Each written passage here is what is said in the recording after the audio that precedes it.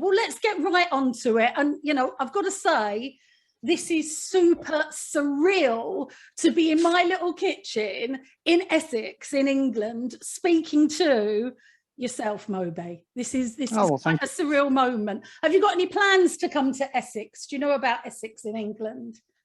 I mean, I've been to Essex a few times over the years. In fact, one of the first rave events, I don't even know if you can call it a rave event, but sort of techno events I did in the early 90s was at a place, I think it was called Mr. B's. Oh. That is mad, in Southend. I believe so, yeah. So I remember, because I went on tour with The Prodigy in 1992, wow. And I told them I had played there, and they thought that was hysterical. That is beyond hysterical, and I've gone bright red from laughing as well. But really appreciate talking to you, Moby. Where are you? Where were we chatting to you from? Where are you? I'm in Los Angeles, and there is the loudest bird on the planet behind me. I don't even know what kind of bird. I can hear him. He's joining in. Yeah, we hear you. Yeah. What are you? Oh, it's I think it's a blue jay. Oh, I was going to say, it sounds like a parrot or something. It's a small, incredibly loud bird. Oh my gosh. What's LA like for vegans? It's my dream to go. What's it like? What am I going to expect when I come over? Well, I mean, I feel like at this point, because I've been vegan now for 34 years. You beat me. I'm 25 years, so you win the competition. And I realized recently that there are more vegan restaurants in Los Angeles in a 2-mile radius from my house than there were in the entire world in 1987 when I went vegan. Wow, that's crazy, isn't it? So to your question, like, LA for vegans, like there's so many vegan restaurants. I sort of forget that that's not the case in the rest of the world. No, definitely. You know, we have, like, for example, the other night, some friends and I wanted to get pizza, and the question was, which of the 5 vegan pizza places were we going to go to? Where did you pick? We ended up going to the closest one, which is called Cruisers, which is sort of, it's been there for, I guess, about 10 years. And it's very good, but that's just an indication of what LA is like for vegans. The fact that there are Wonderful. 5 dedicated vegan pizza places in Los Angeles. Let me take you back then to 1987. And I followed suit just a few years later going vegan. And talking of pizzas, I think he's gone. Has he flown the nest? The bird has gone. I can't tell, but there's so many others around. So, oh, that's lovely. Did you used to take your own cheese to pizza restaurants back in the day? No. What I did very early on, because in 1989, a friend of mine worked in a sort of high-end pizza restaurant. I was on 13th Street in New York City. Ooh. It was called the New Haven Pizza Company. And because he worked there, I could eat for free. And at that point, I was living in an abandoned factory, and I would eat anywhere as long as I could eat for free, and as long as they could make me something vegan. And the chef thought it was he'd never heard of veganism. And he thought it was such an interesting challenge to try and make a pizza without cheese. And so every time I came in there, he would experiment and try to make me a different pizza without cheese. And so I guess I was spoiled in that way. And I learned early on that you can have, at that point, really good pizza without cheese, because at that point, there was no such thing as good vegan cheese. Like, there were some cheese alternatives, but they were certainly not always edible. No, not like now. What changes have you seen over the years for the vegan message? Well, I mean, honestly, almost everything has changed. You know, like the number of vegans, the number of people aware of veganism. I mean, because in the 80s and the early 90s, like veganism was so weird, no one even knew how to pronounce the word vegan. And, you know, the fact that now there are celebrity vegans, there are movie star vegans, there are politician vegans. The Economist last year, as you know, declared 2020 the year of the vegan. So everything has changed. And also the information around the consequences of animal agriculture have changed. You know, for example, in the 80s, when I read Diet for a New America and Peter Singer's Animal Liberation, the only consequence we knew of for animal agriculture was the consequences for animals. And obviously what we found since then, and I apologize for stating the obvious, because you know this, and most likely anyone, the people watching this would know this, is the consequences for climate change, for deforestation, for ocean acidification, for antibiotic resistance, for human health, for famine, and on and on and on. So back in the 80s, all we knew was that if you went vegan, it was the compassionate thing to do, and it was also possibly good for your health. But beyond that, we didn't know anything. No, definitely not. What do you feel like? Why do you feel like more and more awareness has happened over the years? Do you think it's like, you know, super people like yourself getting the message out there? Do you think that there's other reasons people were waking up? They know, you know, the horrors of factory farming. What do you think? Or do you think it's a combination of? Yeah, everything? you know, it's funny. I don't know if you know, there's an American politician named Cory Booker. He's a senator from New Jersey. And I believe at present, he's the only vegan senator. And he's an old friend of mine. And when he was elected to the Senate, we met up and we were talking about the quote from Dr. Martin Luther King, which was, you know, the arc of the moral universe is long, but it bends towards justice. And we were sort of saying the arc of the moral universe is long, but it also bends towards reason and evidence. And what I mean is, as we both know, there's so many reasons to stop using animals for food, you know, and it's just, it takes humans a while to figure out how to do the right thing. You know, slavery would be a perfect example. I mean, it took hundreds of years of ostensibly ethical people to figure out that slavery was bad. You know, child labor in factories, the same thing, smoking on airplanes, like it, you know, same-sex marriage. It takes people quite a while to figure things out. But my hope is that once they do figure it out, you can't, all the birds are having a little fight. But once people do figure it out, you can't put the genie back in the bottle. You know, like, and I do feel like the momentum has been created around ending animal agriculture, around, you know, discontinuing the practice of using animals for food or for clothing or for entertainment or for medical testing. It just takes people a while to figure out how to do the right thing because they get so attached to tradition and habit, even if the tradition and habit doesn't reflect their actual values. Why do you think some people find it hard to make that connection? Because I've heard you yourself say, you know, years ago, I know you're a massive animal lover, you know, I remember hearing that you said, you know, at one point animals brought you up. You adored animals, but you did make that connection really quite fast and at a time when there wasn't the awareness for being vegan. So why do you think now there are still so many people out there that just haven't made that connection? They might be stroking their dog while eating a ham sandwich. Why is that, Moby? Well, it's, and I don't want to get too wonky or esoteric, but I think it has a lot to do with neurochemistry and neural architecture, and also the hereditary aspects of neural architecture. You know, like our brains and the brains of almost all species evolved to sort of create, you know, dopamine, serotonin cascades when we encounter something that keeps us alive.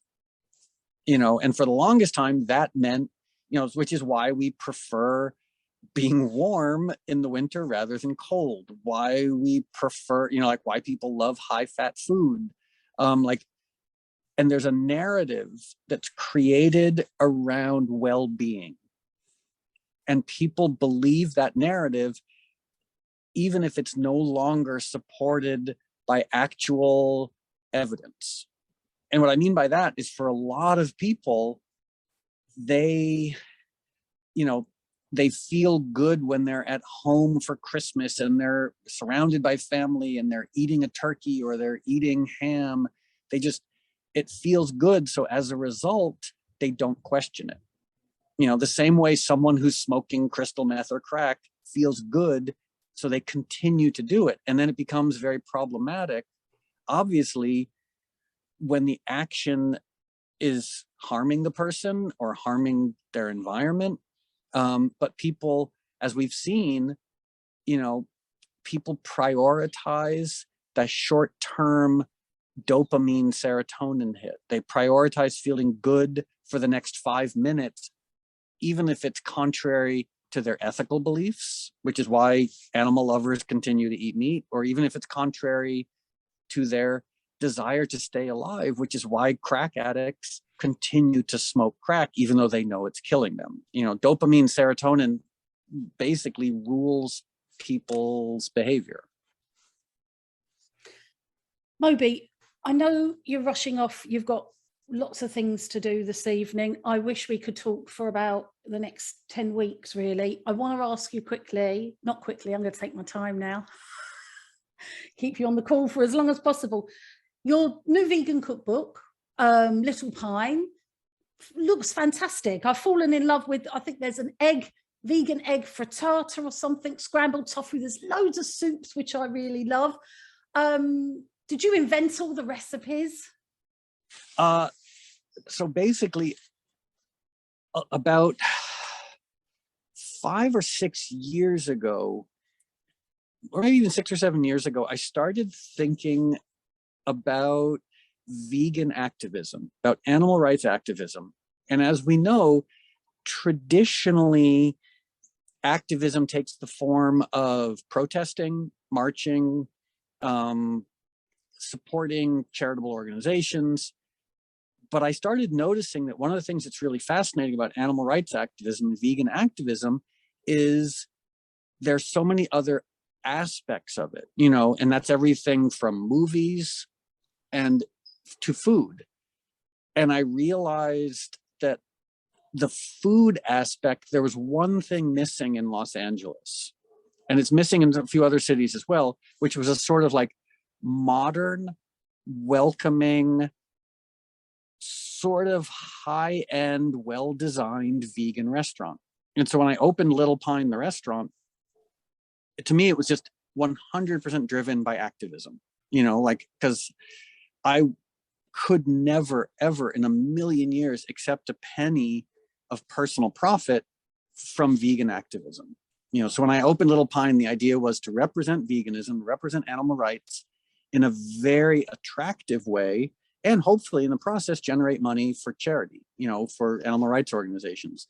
So to that end, to your question, the food that was served there was developed by the chefs who worked there, because I am a poor chef at best. So like if these were my recipes, it would be the saddest cookbook it would be the shortest, saddest cookbook in history.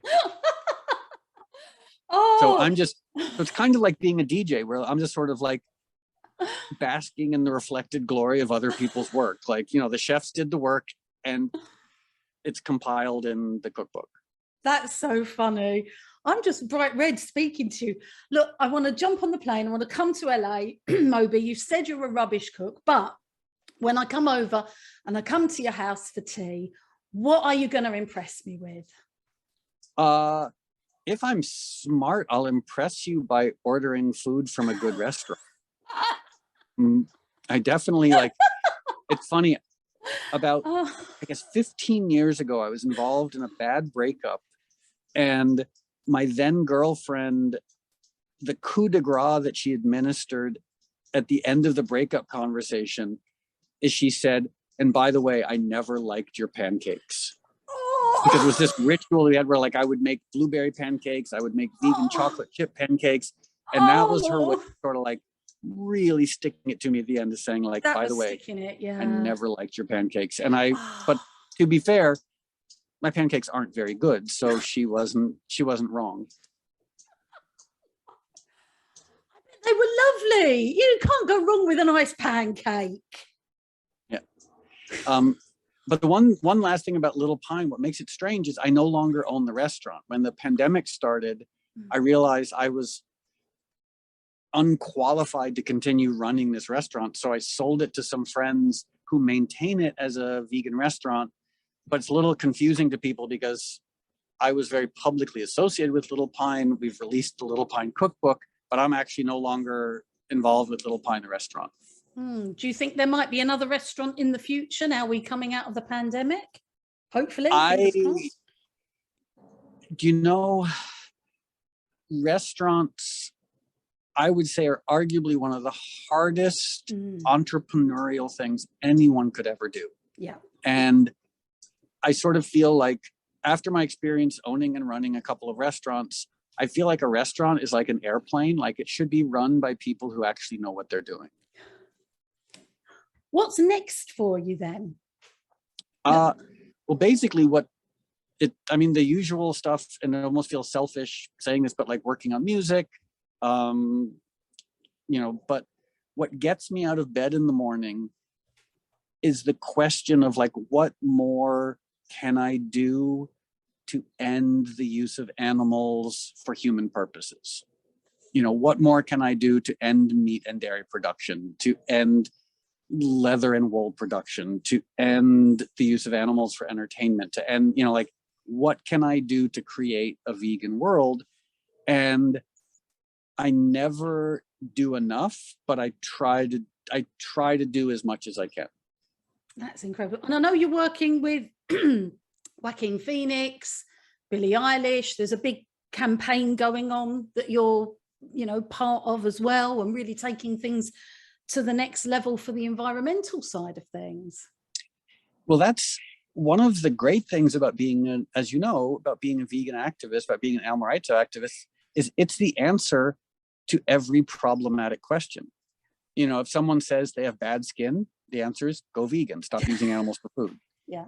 If someone says that they're concerned about deforestation, go vegan, stop using animals for food. If they're concerned about climate change, stop using animals for food. If they're concerned about cancer, diabetes, heart disease, the answer is pretty simple. Stop eating meat, stop eating dairy, stop using animals for food. So basically, we all have to be ready with that answer, no matter what the problem. I mean, I don't know of too many global problems that aren't the cause of meat and dairy production and that wouldn't be fixed by ending the use of meat and dairy. Yeah, absolutely. I love that. Moby, look, I do want to speak to you forever. I've got 20 million more questions to ask you. However, I know we've got to wrap it up. I know you're a very busy guy and we're so thankful for your time. What's the last thing that you want to say to our lovely viewers, to our lovely readers that are based in England? What's the message from Moby?